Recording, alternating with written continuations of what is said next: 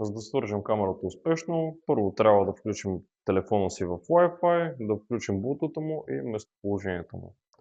След това в кутийката ще получите следните неща, като трябва да вкарате USB-то на камерата в адаптера и да го включите в най-близкия контакт.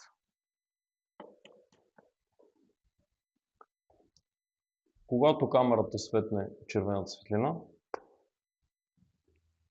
трябва да свалите приложението Cloud Edge, да си направите регистрация в него. Аз, понеже съм се регистрирал вече, директно излизам на този екран.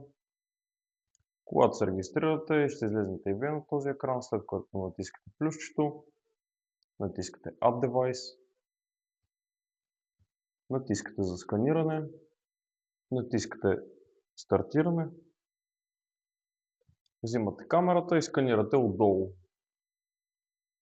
QR кода на камерата.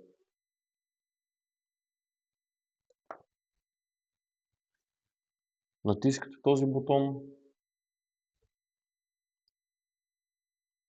натискате Next,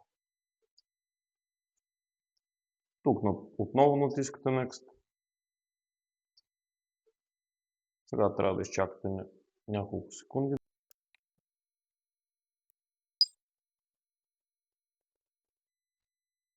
Сега трябва да се вържете към вашият Wi-Fi, да напишете неговата парола. След това натискате Next. OK. Сега трябва да изчакате устройството да се вържи отново.